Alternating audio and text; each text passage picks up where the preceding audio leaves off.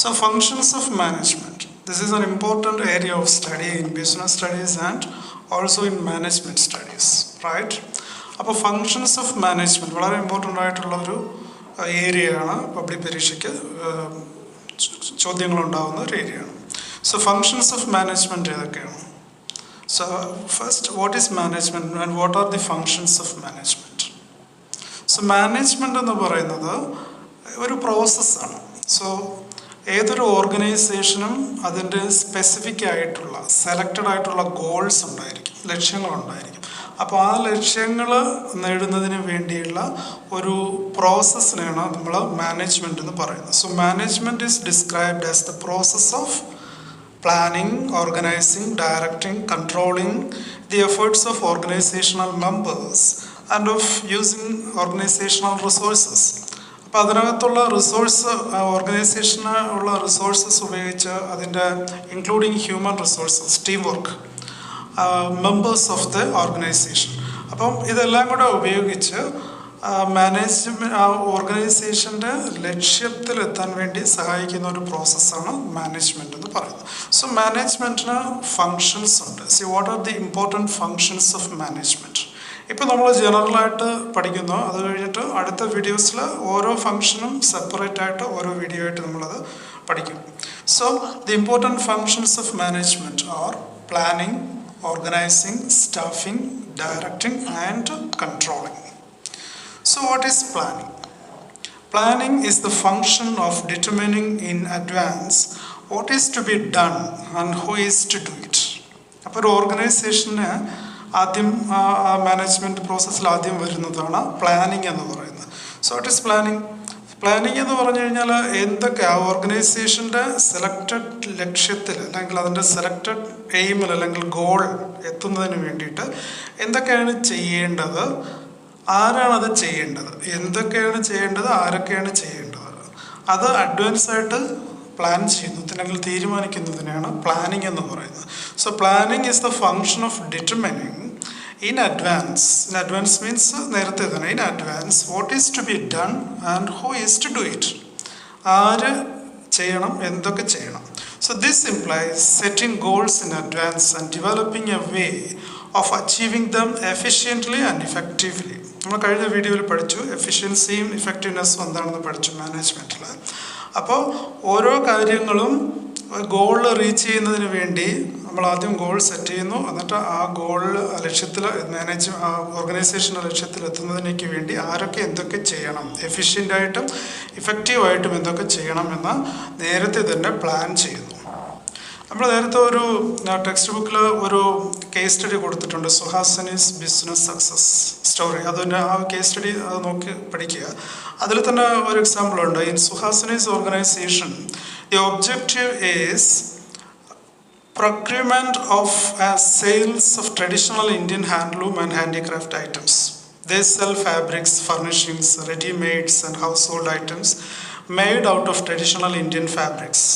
And Suhasini has to decide quantities, variety, color, texture of all the above and then allocate resources for their purchase from different suppliers or for their in-house development. അപ്പോൾ ഇവിടെ അവർ നേരത്തെ തന്നെ plan ചെയ്യുന്നു. അവർക്ക് ആ ഒരു product അത് ഉണ്ടാക്കുന്നതിലേക്ക് വേണ്ടി എന്തൊക്കെയാണ് ആവശ്യമായിട്ടുള്ളത് എന്നുള്ളത് അവർ അത് നേരത്തെ തന്നെ ഡിസൈഡ് ചെയ്യുന്നു. എന്തൊക്കെയാണ് അതിനാവശ്യമായിട്ടുള്ള ആ ഒരു അതിൻ്റെ ക്വാളിറ്റീസ്. അപ്പം ഹാൻഡ്ലൂംസ് അത് അതിൻ്റെ ക്വാളിറ്റീസ്, അതിൻ്റെ quality, quantity, variety, colour, texture ഇതെല്ലാം നേരത്തെ തന്നെ അവർ ഡിസൈഡ് ചെയ്യുന്നു. ഓക്കെ, അത് പ്ലാൻ ചെയ്യുന്നു. അതിനനുസരിച്ചാണ് അതിൻ്റെ അടുത്ത സ്റ്റെപ്പിലോട്ട് അവർ പോകുന്നത്. So planning cannot prevent problems. അപ്പോൾ നേരത്തെ നമ്മൾ ഈ പ്ലാൻ ചെയ്യുന്നു, ബിസിനസ് പ്ലാൻസ്. അപ്പോൾ നേരത്തെ പ്ലാൻ ചെയ്യുന്നുവെങ്കിലും നമുക്ക് ഈ വരുന്ന ഈ അഡ്വേഴ്സിറ്റീസ് അല്ലെങ്കിൽ പ്രതികൂല സാഹചര്യങ്ങൾ അല്ലെങ്കിൽ നെഗറ്റീവ് സിറ്റുവേഷൻസ് ഈ പ്ലാനിങ് കൊണ്ട് നമുക്കത് പ്രിവെൻറ്റ് ചെയ്യാൻ പറ്റില്ല. But it can predict them and prepare contingency plans to deal with them if and when they occur. പക്ഷെ പ്ലാനിങ് കൊണ്ടുള്ളൊരു പ്രയോജനം എന്ന് പറയുമ്പോൾ നമുക്ക് മുൻകൂട്ടി കാണാൻ സാധിക്കും ഈ ഏതെങ്കിലും രീതിയിലുള്ള നെഗറ്റീവ് ഈവൻറ്റ് അല്ലെങ്കിൽ സിറ്റുവേഷൻ ഉണ്ടാവുകയാണെങ്കിൽ എങ്ങനെ അത് ഡീൽ ചെയ്യണം എന്നുള്ളത് നേരത്തെ അത് നമുക്ക് മുൻകൂട്ടി കാണാനായിട്ട് പറ്റും. For example epidemics, war, strikes, political changes. അപ്പോൾ ഇതുപോലെയുള്ള ഒരുപാട് സിറ്റുവേഷൻസ് ഉണ്ടാകും ബിസിനസ്സിനെ ബാധിക്കുന്നു. അപ്പോൾ അതൊക്കെ മുൻകൂട്ടി കാണാനായിട്ട് ഈ പ്ലാനിങ്ങിലൂടെ നമുക്ക് സാധിക്കുന്നു. അതായത് we can prepare contingency plans. Contingency plan എന്ന് പറഞ്ഞാൽ എമർജൻസി സിറ്റുവേഷൻ ഉണ്ടായാൽ എങ്ങനെ നമ്മൾ ആ സിറ്റുവേഷൻ ഡീൽ ചെയ്യും, അതിനെന്തൊക്കെ പ്ലാൻ ചെയ്യണം അതിനെയാണ്. അല്ലെങ്കിൽ ഒരു നെഗറ്റീവ് സിറ്റുവേഷൻ ഉണ്ടായാൽ നമ്മൾ അതിനെ എങ്ങനെ ഡീൽ ചെയ്യും, അല്ലെങ്കിൽ അതിനെന്തൊക്കെ നമ്മൾ ആ ഒരു സിറ്റുവേഷൻ ഓവർകം ചെയ്യാനായിട്ട് പറ്റും എന്നുള്ളതിന് ആ ഒരു കാര്യത്തെ സൂചിപ്പിക്കുന്നതിനെയാണ് ഈ കണ്ടിൻജൻസി പ്ലാനിങ് അല്ലെങ്കിൽ കണ്ടിൻജൻസി പ്ലാൻ എന്ന് പറയുന്നത്. Okay, so that is the first function of management, planning. And the second one is organizing. So organizing is the management function of assigning duties, grouping tasks, establishing authority, and allocating resources required to carry out a specific plan. അപ്പം organising എന്ന് പറഞ്ഞു കഴിഞ്ഞാൽ this is an important function of management. It is the function of assigning duties. അപ്പം ആ ഓർഗനൈസേഷനകത്തുള്ള മെമ്പേഴ്സിന് ഓരോരുത്തർക്കും ഓരോ duty, അവർ ചെയ്യാനുള്ള എന്ത് വർക്കാണ്, എന്ത് ജോലിയാണ്, ഏത് സെക്ഷനിലാണ് അവർ വർക്ക് ചെയ്യാനുള്ള, അപ്പോൾ ആ ഡ്യൂട്ടി അസൈൻ ചെയ്ത് കൊടുക്കുക. ഗ്രൂപ്പിംഗ്, ടാസ്ക്, ഓരോരുത്തർക്കായിട്ട് ടീം വർക്കായിട്ട് ടാസ്ക് അസൈൻ ചെയ്ത് കൊടുക്കുക.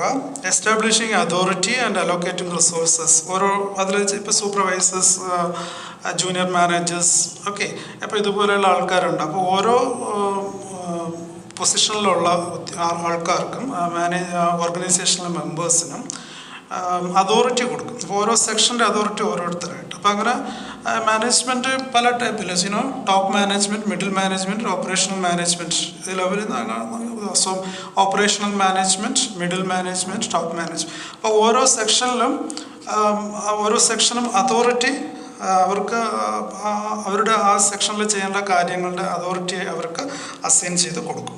Once a specific plan has been established for the accomplishment of an organizational goal, the organization functions, examines the activities and resources required to implement the plan. അത് കഴിഞ്ഞിട്ട് അതിൽ അവർ assessment നടത്തും. Okay, it determines what activities and resources are required.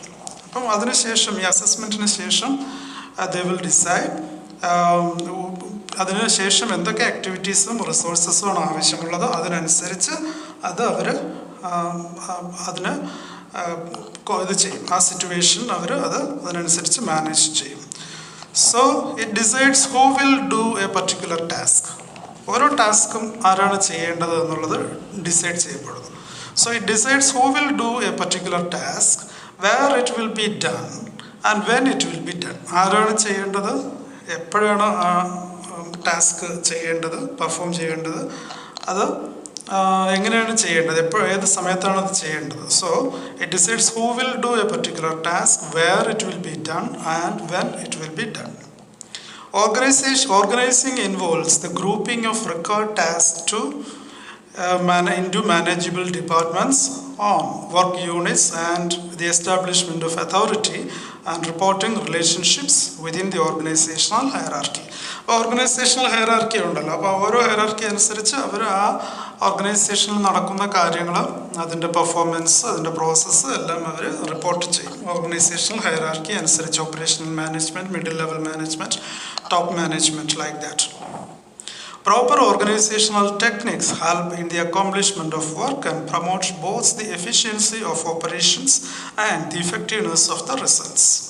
Different kinds of business require different structures according to the nature of the work. That is an important point. Different kinds of business. ഓരോ ബിസിനസ്സിനും അതിൻ്റേതായിട്ടുള്ള structure വ്യത്യാസമായിരിക്കും. So അതിൻ്റെ nature അനുസരിച്ച്, ബിസിനസ്സിൻ്റെ nature അനുസരിച്ച് അതിൻ്റെ structure വ്യത്യാസം ഉണ്ടായിരിക്കും. Okay, so different kinds of business require different structures according to the nature of the work. Okay, ഇപ്പോൾ ഹാർഡ്വെയറിൻ്റെ ബിസിനസ് ആണെങ്കിൽ അതിൻ്റെ സ്ട്രക്ചറും സോഫ്റ്റ്വെയറിൻ്റെ ബിസിനസ്സും അതിൻ്റെ സ്ട്രക്ചറും വ്യത്യാസമായിരിക്കും. ഓക്കെ, സോ അതുപോലെ തന്നെ ഇപ്പം നമ്മൾ ഇൻഫ്രാസ്ട്രക്ചറിൻ്റെ ആണെങ്കിൽ അത് വേറൊരു ഇൻഫ്രാസ്ട്രക്ചർ ഡെവലപ്മെൻറ്റ്, അപ്പോൾ അതിൻ്റെ ആ ഒരു ബിസിനസ്സിൻ്റെ സ്ട്രക്ചർ വിൽ ബി ഡിഫറെൻറ്റ്. അപ്പോൾ ഓരോന്നും ഓരോ തരത്തിൽ വ്യത്യസ്തമായിരിക്കും. So that's all about the second function of management, organizing. I hope this is you have understood the point. And if you have any doubts, please comment it on the comment section. So we shall discuss it. So the next one is staffing. So planning, organizing, and staffing. So staffing is finding the right people for the right job. ആ ഓർഗനൈസേഷനകത്ത് ഒത്തിരി job vacancies ഉണ്ടായിരിക്കും. പ്രോസസ്സും പെർഫോമൻസിനും ഒക്കെ വേണ്ടിയിട്ട് opportunities ഉണ്ടായിരിക്കും. അപ്പോൾ staffing is N inevitable tool. So a very important aspect of management is to make sure that the right people with the right qualifications are available at the right places and times to accomplish the goals of the organization. അപ്പോൾ ഓർഗനൈസേഷൻ്റെ ആ ഒരു ഇംപ്രൂവ്മെൻറ്റിനായിട്ട്, അതിൻ്റെ ആ ഒരു പ്രോഗ്രസ്സിന്, അല്ലെങ്കിൽ even organisation അല്ലെങ്കിൽ ആ ഒരു മാനേജ്മെൻറ്റ് പ്രോസസ്സിലേക്ക് വേണ്ടി right people in the right place. അപ്പോൾ ഓരോ ജോലി ചെയ്യുന്നതിനും അതിൻ്റെ ക്വാളിഫിക്കേഷൻ അനുസരിച്ചുള്ള ആൾക്കാർ നിയമിക്കേണ്ടതായിട്ട് വരും, സ്റ്റാഫിനെ നിയമിക്കേണ്ടതായിട്ട് വരും. ഈ HR സെക്ഷൻ, ഹ്യൂമൻ റിസോഴ്സസ് സെക്ഷനൊക്കെ അതിലാണ് വരുന്നത്. സോ അത് HR ഹെഡിൻ്റെ കീഴിൽ വരും ഈ ഒരു സ്റ്റാഫിംഗ് എന്ന് പറയുന്ന ആ പ്രോസസ്സിൻ്റെ ഒരു monitoring. So a very important aspect of management is to make sure that the right people with the right qualification are available at the right places. Suitable ആയിട്ടുള്ള ജോബ് പൊസിഷനിൽ suitable ആയിട്ടുള്ള ക്വാളിഫിക്കേഷൻ ആൻഡ് എക്സ്പീരിയൻസ് ഉള്ള ആൾക്കാരെ place ചെയ്യണം, post ചെയ്യണം. Okay. This is also known as the human resource function, and it involves activities such as recruitment, selection, placement and training of personnel. അപ്പം ഇതിൽ ഈ ഒരു പ്രോസസ്സിനാണ് നമ്മൾ ഹ്യൂമൻ റിസോഴ്സസ്, ചിലപ്പോൾ 1 മാർക്കിന് 2 മാർക്കിന് ചോദിക്കാനുള്ള ഒരു സാധ്യതയുള്ളതാണ്. So this is also known as the human resource function and it involves. ഈ ഹ്യൂമൻ റിസോഴ്സസ് എന്ന് പറയുന്നതിൽ എന്തൊക്കെ ആക്ടിവിറ്റീസാണ് വരുന്നത്? Human resources function and it involves activities such as recruitment, please underline, recruitment, selection, placement and training of personnel. Personnel, PERSONNEL, personnel. അതിൻ്റെ spelling നോക്കിക്കൊള്ളണം. ഈ നമ്മൾ ഇപ്പോൾ പേഴ്സണൽ എന്ന് പറയുന്നതല്ല, അതിൻ്റെ ഒരു പേഴ്സണൽ ഇഷ്യൂ എന്ന് പറയുന്ന ആ സംഭവമല്ല, ആ സ്പെല്ലിംഗ് അല്ല. PERSONNEL, personal. പേഴ്സണൽ എന്ന് വെച്ചാൽ ഇവിടുത്തെ അർത്ഥം ഉദ്യോഗം, ഓഫീസർ എന്നൊക്കെ അർത്ഥത്തിൽ, ഉദ്യോഗസ്ഥൻ എന്നൊക്കെയുള്ള അർത്ഥത്തിലാണ് അത് വരുന്നത്. അപ്പോൾ ആ ഒരു വേർഡ്, അതിൻ്റെ സ്പെല്ലിംഗ് ഒന്ന് ശ്രദ്ധിച്ചോളണം. നമ്മൾ നോർമലി പറയുന്ന പേഴ്സണൽ അല്ല, ഇവിടെ പേഴ്സണൽ എന്ന് പറയുന്നത്, അതിൻ്റെ സ്പെല്ലിംഗ് ശ്രദ്ധിച്ചോളണം. Okay. So the activities of human resources ഏതൊക്കെയാണ് വരുന്നത്? Recruitment, selection, placement. അപ്പോൾ റിക്രൂട്ട്മെൻറ്റ് എന്ന് പറയുമ്പം അപ്ലിക്കേഷൻ കോൾ ഫോർ ചെയ്ത് ആൾക്കാരിൽ നിന്ന് അപ്ലിക്കേഷൻ സ്വീകരിക്കും, അല്ലേ? ജോലി വേക്കൻസി ഉണ്ടെന്നുള്ള ഒരു പരസ്യം കൊടുക്കും. അപ്പോൾ അതിനനുസരിച്ച് അപ്ലിക്കേഷൻസ് വരും. അത് അവർ ഇൻ്റർവ്യൂ നടത്തും, ഷോർട്ട് ലിസ്റ്റ് ചെയ്യും. ഓക്കെ. അതിൽ നിന്നും ആൾക്കാരെ റിക്രൂട്ട് ചെയ്യും. So such as recruitment, selection, placement and training of. ഇപ്പോൾ സെലക്ഷൻ ആയി കഴിഞ്ഞാൽ അവർ പ്ലേസ് ചെയ്യും, ജോലി കൊടുക്കും. ജോലി കൊടുത്തു കഴിഞ്ഞാൽ അവർക്ക് ട്രെയിനിങ്ങും കൂടെ കൊടുക്കും. So that is called training of personnel. Personnel എന്ന് പറഞ്ഞാൽ ഇവിടുത്തെ അർത്ഥം ഉദ്യോഗസ്ഥരാണ്. For example, Infosys technologies which develop software need systems, analysts and programmers, whereas Fabmar needs a team of designers and craftspeople. ഇത് രണ്ട് സ്ട്രക്ചറുള്ള ബിസിനസ്സാണ്. അപ്പം ഇൻഫോസിസ് ടെക്നോളജീസിന് അവർക്ക് ആവശ്യമുള്ളത് സിസ്റ്റം അനാലിസ്റ്റുകളും പ്രോഗ്രാമേഴ്സുമാണ്. വേറസ് ഫാബ്മാർട്ടിന് ആവശ്യമായിട്ടുള്ളത് ഡിസൈനേഴ്സും ക്രാഫ്റ്റ്സ് പീപ്പിളുമാണ്. അപ്പോൾ because there are differences in the structure of the business. Okay, so the next function of management is directing. So directing involves leading, influencing and motivating employees to perform the tasks assigned to them. This requires establishing an atmosphere that encourages employees to do their best. അപ്പോൾ directing എന്ന് പറഞ്ഞു കഴിഞ്ഞാൽ ഈ ഓർഗനൈസേഷൻ്റെ മെമ്പേഴ്സിന്, അല്ലെങ്കിൽ ഓർഗനൈസേഷൻ്റെ അകത്തുള്ള members, അല്ലെങ്കിൽ അതിനകത്തുള്ള ഉദ്യോഗസ്ഥർക്ക് എന്ത് ചെയ്യും? അവരെ ലീഡ് ചെയ്യുന്നു, അവരെ ഇൻഫ്ലുവൻസ് ചെയ്യുന്നു, അവരെ മോട്ടിവേറ്റ് ചെയ്യുന്നു എംപ്ലോയീസിന്. എന്തുകൊണ്ടാണ്? അവർ ചെയ്യുന്ന വർക്ക് നന്നായിട്ട് പെർഫോം ചെയ്യുന്നതിലേക്ക് വേണ്ടിയിട്ട്. അപ്പോൾ ഈ എംപ്ലോയീസിന് മോട്ടിവേഷൻസ് കൊടുക്കണം. അപ്പോൾ അല്ലേ, അതായത് എംപ്ലോയീസ് അവർ വർക്ക് ചെയ്യുന്ന ഓർഗനൈസേഷൻ അല്ലെങ്കിൽ സ്ഥാപനം തൻ്റേത് കൂടെ ആണെന്നുള്ളൊരു തോന്നൽ, ഒരു ബിലോങ്ങിങ്നെസ് അവരിൽ ഉണ്ടാക്കിയെടുക്കണം. ഓക്കെ, അവർക്ക് വർക്ക് ചെയ്യണം എന്നുള്ളൊരു തോന്നൽ അവരിൽ ഉണ്ടാക്കിയെടുക്കണം. അല്ലെങ്കിൽ ആബ്സെൻറ്റീസം പോലെയുള്ള പ്രോബ്ലംസ് ഉണ്ട്, പല പ്രോബ്ലംസും ഉണ്ടാവും. എംപ്ലോയീസ് ജോലിക്ക് ഹാജരാകാതിരിക്കുന്ന സിറ്റുവേഷൻസ്, അതുപോലെയുള്ള സാഹചര്യങ്ങളൊക്കെ ഉണ്ടാവും. അപ്പോൾ അതിന് വേണ്ടിയിട്ടാണ് അവിടെ ഡയറക്ഷൻ വരുന്നത്. This requires establishing an atmosphere that encourages employees to do their best. അവരുടെ ബെസ്റ്റ് പൊട്ടൻഷ്യൽ അവർ ജോലി ചെയ്യും. അപ്പം ആ ഉദ്യോഗസ്ഥർ അവരുടെ പൊട്ടൻഷ്യലിൻ്റെ ഓപ്റ്റിമം ലെവലിൽ അവർ വർക്ക് ചെയ്യുന്നു. അതിലേക്ക് വേണ്ടിയാണ്. What is optimum? So we have minimum, maximum and optimum. Optimum means minimum നമുക്കറിയാം, മിനിമം നമുക്ക് ഏറ്റവും കുറവ് വരുന്നതാണ്. മാക്സിമം ഏറ്റവും കൂടുതൽ, അതാണ് മാക്സിമം. ഓപ്റ്റിമം എന്ന് വെച്ചാൽ നമുക്ക് കഴിയുന്നതിൻ്റെ മാക്സിമം, നമുക്ക് ചെയ്യാൻ കഴിയുന്നതിൻ്റെ മാക്സിമത്തിനാണ് ഓപ്റ്റിമം എന്ന് പറയുന്നത്. അപ്പോൾ എംപ്ലോയീസ് അവരുടെ ഓപ്റ്റിമം പൊട്ടൻഷ്യൽ അവർ ഉപയോഗിക്കാനുള്ള ഒരു സാഹചര്യം ഉണ്ടാക്കി കൊടുക്കുക, അവരുടെ എബിലിറ്റി യൂസ് ചെയ്യാനുള്ള ഒരു സാഹചര്യം ഉണ്ടാക്കി കൊടുക്കുക. Employees so motivates and encourages employees to do their best.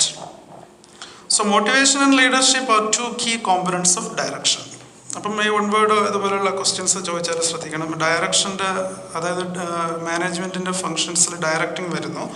അപ്പോൾ ഈ ഡയറക്റ്റിങ്ങിൽ രണ്ട് കീ കോമ്പണൻസ്, എലമെൻറ്റ്സ് എന്താണെന്ന് ചോദിച്ചു കഴിഞ്ഞാൽ മോട്ടിവേഷനും ലീഡർഷിപ്പും.